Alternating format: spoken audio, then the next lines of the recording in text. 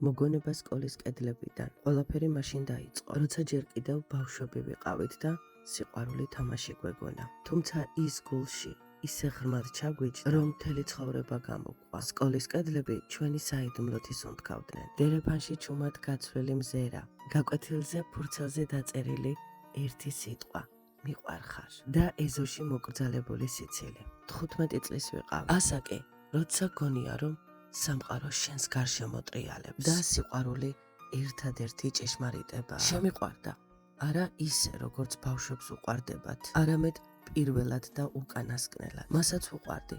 ამას მის თვალებში ვკითხულობ. მის დებს არ მოვწონთ. რატომ არ ვიცი. იქნებ ჩვენი გრძნობა ზედმეტად სუფთა იყო და მათ ამისი ეშინოდათ. თუმცა ჩვენ არავის უსმენდით.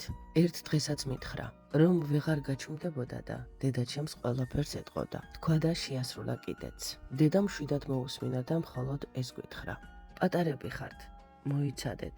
ჩვენ კი მოთმინება ავყოფნი და ერთ დილას გაფითრებული და შეწუხებული მოვიდა. მითხრა რომ ვალი ჰქონდა და მშობლებს ვერ უმხელდა. მე დედას ნაჩუქარი ოქროს ბეჭედი მოვიხსენი და მივეცი. იმ წუთას მეგონა რომ მას საკუთარ სიყვარულს ჩუქნიდი. მან ბეჭედი ლომბარდში დატოვა და მისი გამოტანა ვეღარ შეძლო. დედამ რომ გაიგო, ყველაფერი შეიცვალა. შედგა მკაცრი საუბარი. მხოლოდ ის მახსოვს რომ სკოლის უკან დამიბარა და ის ბეჭედი ისე დამიბრუნა, თითქოს მთვარე ჩამოიტანა ციდან. იმ წამს თავიდან შემიყვარდა, მაგრამ ზოგ სიყვარულს ბედი არ სწყალობს. მეორე დღეს მისი დამოვიდა ჩემთან და ცივი ხმით მითხრა, აღარასოდეს გახედო ჩემ ძმას. დედამ სხვა სკოლაში გადამიყვანა. თითქოს ყველაფერი დასრულდა, მაგრამ მის გარეშე ყოველი დღე მხოლოდ არსებობა იყო. წლები გავიდა, სოფლის სკოლა დავამთავრე და ქალაქში წავედი. მოვძებნე, შეხვედრაზე შევთანხმდით. ისე მოვემზადე, თითქოს ისევ 15 წლის ვიყავი. მან კი მითხრა ცოლი მოვიყვანეო და მირჩია საკუთარი ცხოვრებისთვის მიმეხედა.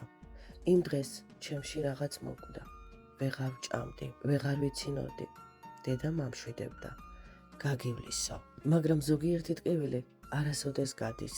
მალე გამოჩნდა კაცი, რომელსაც ჩემი ცოლად შერთვა უნდოდა. ცოლს გაშორებული იყო. მე კი ალბათ საკუთარი თავის დასჯა გადავწყვიტე და გავყევი. გოგონა შემეძინა, ჩემი სინათლე. თუმცა ქმარი ვერასოდეს შევიყვარე. ჩემს გულში ადგილი უკვე დაკავებული იყო. ერთ დილას, როცა პატარა სკოლაში მივიყვანე, ტელეფონმა დარეკა. მისი ხმა მაშინვე ვიცანი. მთხოვა ფარულად შევხვედროდით ერთმანეთს. ვიცოდი რომ არ უნდა წავსულიყავი, მაგრამ მაინც წავედი. შეხვედრისას კითხვის დასმაც არ მაცალა. მითხრა რომ საკუთარ თავს განაჩენი გამოვუტანე. იცოდა ჯიბრზე გავთხოვდი. მე ხმა ვერ ამოვიღე, მხოლოდ ცრემლები ლაპარაკობდნენ ჩემს ნაცვლად. სახლში დაბრუნებულს ქმარი შემძულდა. თითქოს ყველა დანაშაული მას ეკუთვნოდა. ბოლოს ოჯახი დავანგრიე და შვილთან ერთად წამოვედი. მერე უცხოეთში წავედი ტკივილისგან გასაქცევად. ბევრი ვიშრომე, ბინა ვიყიდე. შვილი გავზარდე და განათლება მივეცი. ამ ამბის შემდეგ თითქმის 20 წელი გავიდა. ვიცი, კიდევ 100 წელიც რომ გავიდეს, მას მაინც ვერ დავივიწყებ. სწორედ ამიტომ ოჯახის შექმნაზე აღარ ვფიქრობ. მინდა სიკვდილამდე ყველაფერი ისე დარჩეს, როგორც არის. გულში ისევ ის პატარა გოგო ვარ.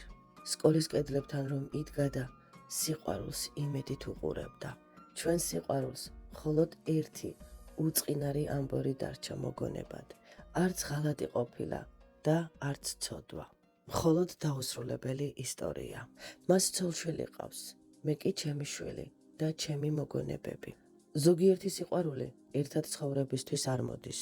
ზოგიერთი გრძნობა მხოლოდ იმისთვის მოდის, რომ მთელი სიცოცხლე შეგახსენოს რა არის ნამდვილი სიყვარული, რომელიც დროს არ ემორჩილება და როცა ღამით სიჩუმე ჩამოწვება, ისევ ის სკოლის დერეფანი მესიზმრება.